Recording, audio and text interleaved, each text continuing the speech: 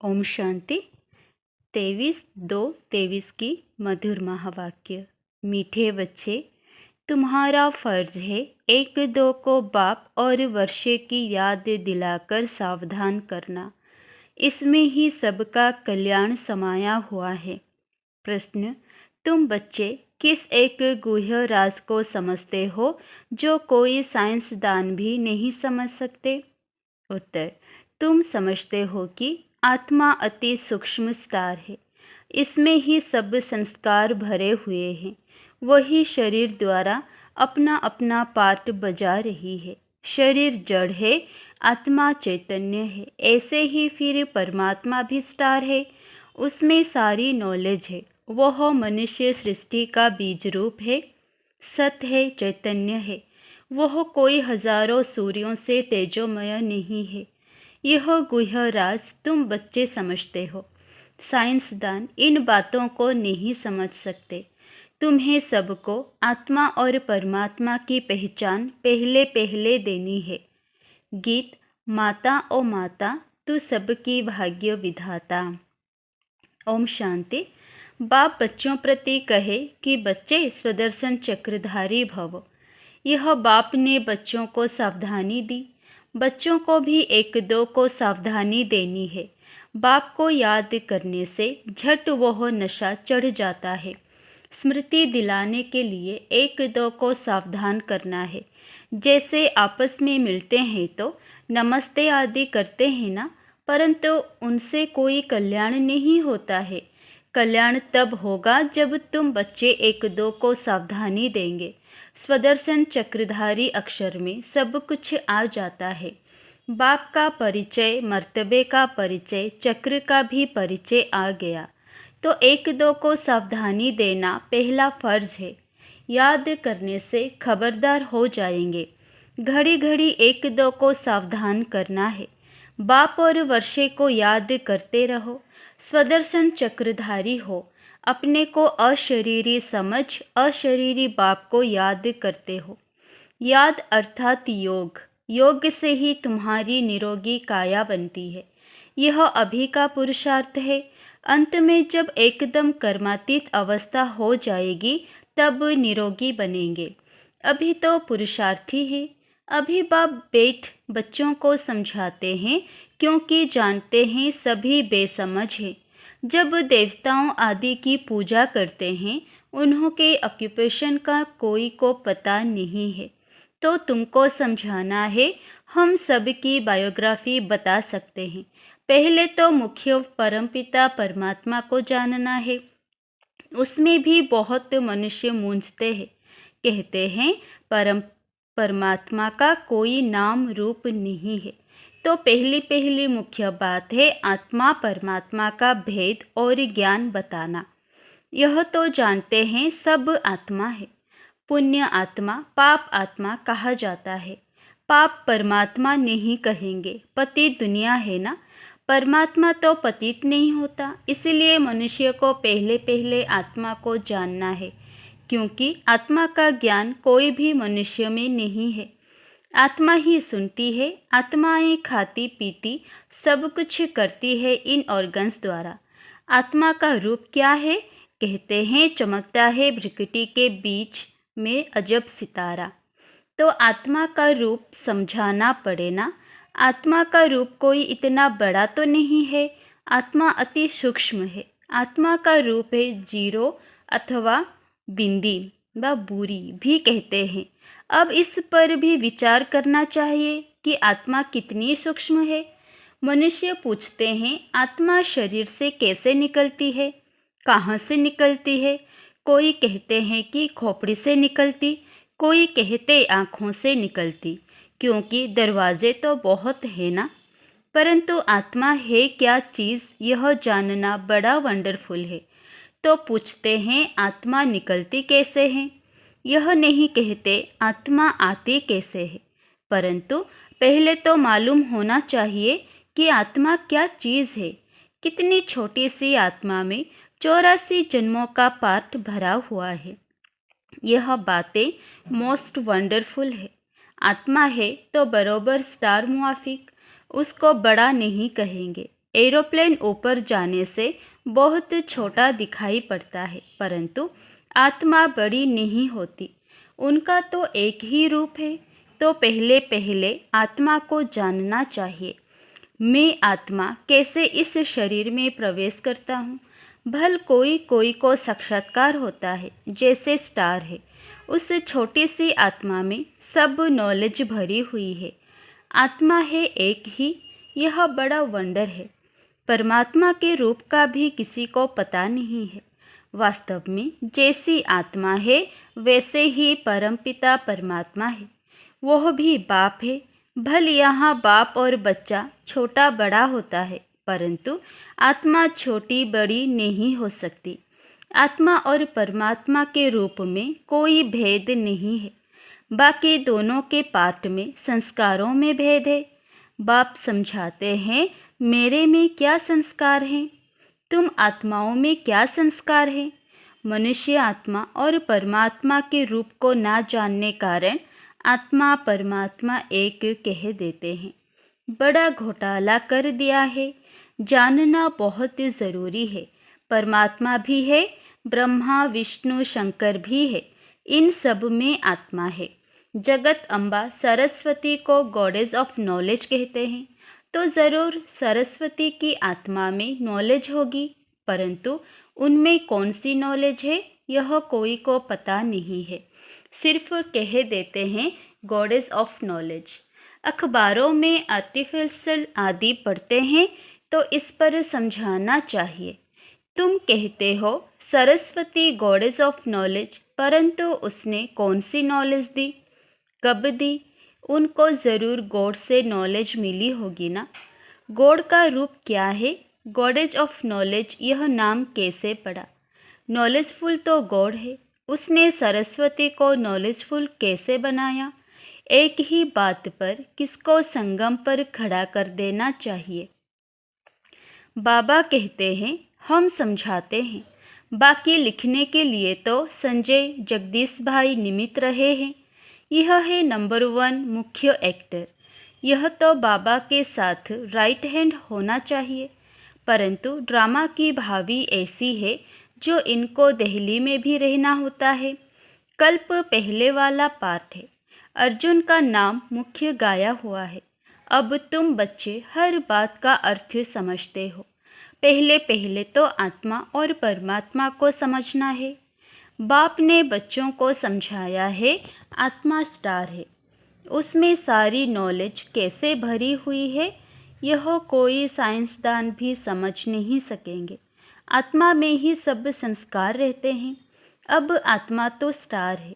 अच्छा, परमात्मा का रूप क्या है, वह भी परम आत्मा ही है, फर्क नहीं है। यह जो महिमा गाते हैं वह हजारों सूर्यों से तीखा है, ऐसा नहीं है।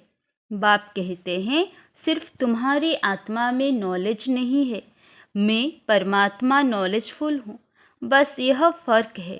माया ने तुम्हारी आत्मा को पतित बना दिया है, बाकी कोई दीवा नहीं है बुझा हुआ। सिर्फ आत्मा से नॉलेज निकल गई है, बाप और रचना की।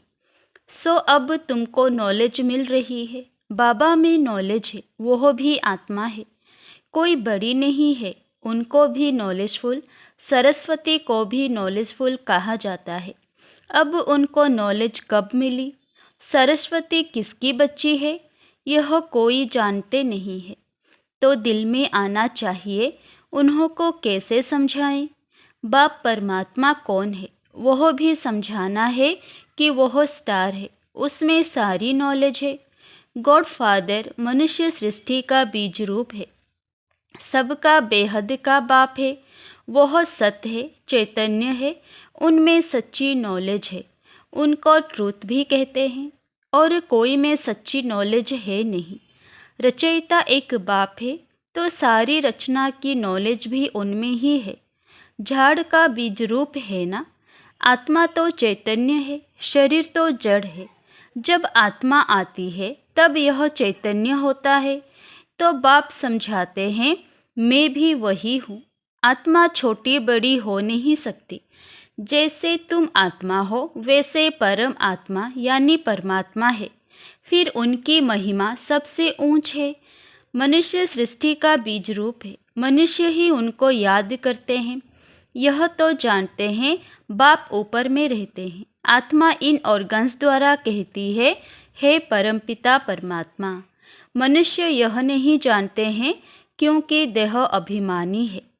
तुम अब देही अभिमानी बने हो, अपने को आत्मा निश्चय करते हो। तुम जानते हो गॉड तो निराकार को ही कहा जाता है। हम उनकी संतान हैं। वह गॉड ही आकर नॉलेज देते हैं। उनको नॉलेजफुल ब्लिसफुल कहा जाता है। रहम का सागर, सुख का सागर, शांति का सागर, यह महिमा दी गई है। तो ज़रूर बाप से बच्चों को वर्षा मिलना है। उन्होंने कोई समय आकर वर्षा दिया है, तब महिमा गाई जाती है। देवताओं की महिमा अलग है, बाप की महिमा अलग है। सब आत्माओं का वह बाप है।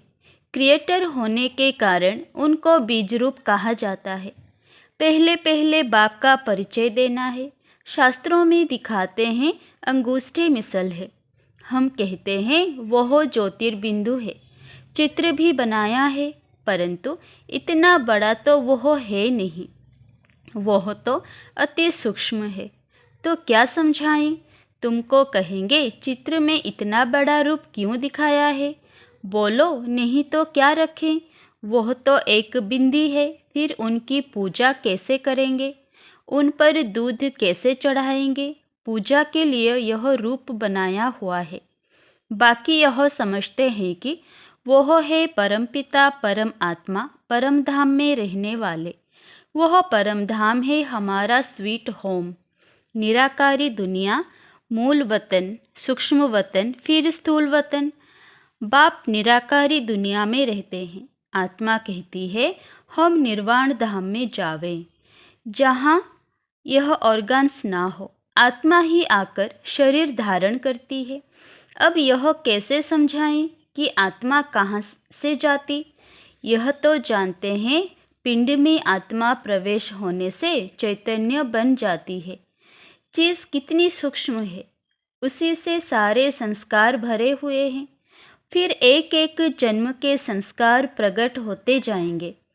तो बाप समझाते हैं हर एक बात को अच्छी रीति समझना है। सरस्वती की बात पर भी समझा सकते हैं। वह किसकी बच्ची है? इस समय तुमको तो गॉडेस कह ना सके। सरस्वती है ब्रह्मा की बेटी, तो जरूर वह भी गॉड ऑफ नॉलेज ठहरा। ब्रह्मा के मुख कमल से दिखाते हैं ज्ञान दिया, तो ब्रह्मा का भी नाम है ना। इस समय तुम हो ब्राह्मण। भल आत्मा प्योर होती जाती है, परंतु शरीर तो प्योर हो नहीं सकता। यह तमोप्रधान शरीर है। तो बाप समझाते हैं बच्चे, एक दो को सावधान कर उन्नति को पाना है। बाप और वर्षे को याद करते रहो, स्वदर्शन चक्र को याद करते हो। बाबा कहते हैं एक भी ऐसे सावधानी नहीं देते होंगे। बाप को याद करते करते नींद को जीतने वाला बनना है। इसमें तो बहुत कमाई है। कमाई में कभी थकावट नहीं होती है, परंतु स्थूल काम भी करने पड़ते हैं, इसीलिए थकावट भी होती है। बाप समझाते हैं रात को भी जागकर बाबा से बातें करते। ज्ञान सागर में डुबकी लगानी होती है। जैसे एक जानवर होता है, पानी में डुबकी लगाता है, तो ऐसे डुबकी मारने से, विचार सागर मंथन करने से देखते हैं कि बहुत पॉइंट्स आती है, कहाँ कहाँ से निकल आती है। इसको कहा जाता है रात को जागकर ज्ञान का विचार सागर मंथन करना। मनुष्य बिल्कुल ही नहीं जानते हैं, उनको समझाना है। बाप ज्ञान का सागर है, उनसे वर्षा मिलना है। जो आदि सनातन देवी देवता धर्म वाले सतयुग में थे, उन्हों को ज़रूर वर्षा मिला होगा ना। अब सारी राजधानी को वर्षा कैसे मिला? कलयुग से सतयुग होने में देरी तो नहीं लगती। रात पूरी हो दिन होता है। कहाँ आयरन एज्ड वर्ल्ड दुखधाम, कहाँ वह सुखधाम। ब्रह्मा का दिन और ब्रह्मा की रात, कितना फर्क है। अभी गॉडफादर से तुमको नॉलेज मिल रही है। सरस्वती क्या करती थी किसी को पता नहीं, बस गॉडेज ऑफ नॉलेज सरस्वती का चित्र मिला और खुश हो गए। तो उन्हों को सावधान करना पड़ता है, परमात्मा का परिचय देना पड़े, फिर ब्रह्मा विष्णु शंकर का भी परिचय देना है। बाप ने आकर यह नॉलेज दे नर से नारायण बनाया है। बड़ा युक्ति से हर एक का ऑक्यूपेशन बताना है। सरस्वती भी ब्रह्मा मुख वंशावली है, तो ज़रूर परमपिता परमात्मा आया, उसने ब्रह्मा द्वारा मुख वंशावली रची। पहले पहले नॉलेज किसको दी? कहते हैं कलश सरस्वती को दिया, बीच से ब्रह्मा को गुम कर दिया है। यह किसी को पता नहीं है कि ब्रह्मा तन में आकर माताओं को कलश दिया है। तो ज़रूर ब्रह्मा भी सुनते होंगे ना। ब्रह्मा के हाथ में शास्त्र भी दिखाते हैं। ब्रह्मा की मत मशहूर है, तो वह भी सभी वेदों शास्त्रों के सार की मत देता होगा। ब्रह्मा द्वारा शिव बाबा समझाते हैं, ब्रह्मा कहाँ से आया, यह रथ कहाँ से निकला, कोई नहीं जानते। बाबा ने अभी बताया है जो तुम समझा सकते हो। अच्छा, मीठे मीठे सिकिलधे बच्चों प्रति माता पिता बाप दादा का याद प्यार और गुड मॉर्निंग। रूहानी बाप की रूहानी बच्चों को नमस्ते। धारणा के लिए मुख्य सार 1 नंबर, रात को जागकर ज्ञान का विचार सागर मंथन करना है। ज्ञान सागर में डुबकी लगानी है। बाप को याद करते नींद को जीतने वाला बनना है। नंबर 2, स्वदर्शन चक्र फिराते रहना है। आपस में बाप और वर्षे की याद दिलाते 1-2 को सावधान कर उन्नति को पाना है। वरदान, स्वयं को संगम योगी समझ व्यर्थ को समर्थ में परिवर्तन करने वाली समर्थ आत्मा भव। यह संगम युग समर्थ युग है, तो सदा यह स्मृति रखो कि हम समर्थ युग के वासी, समर्थ बाप के बच्चे, समर्थ आत्माएं हैं। तो व्यर्थ समाप्त हो जाएगा। कलयुग है व्यर्थ। जब कलयुग का किनारा कर चुके संगम योगी बन गए तो व्यर्थ से किनारा हो ही गया। यदि सिर्फ समय की भी याद रहे तो समय के प्रमाण कर्म स्वतः चलेंगे। आधा कल्प व्यर्थ सोचा, व्यर्थ किया, लेकिन अब जैसा समय जैसा बाप वैसे बच्चे। स्लोगन, जो सदा ईश्वरीय विधान पर चलते हैं वही ब्रह्मा बाप समान मास्टर विधाता बनते हैं। ओम शांति।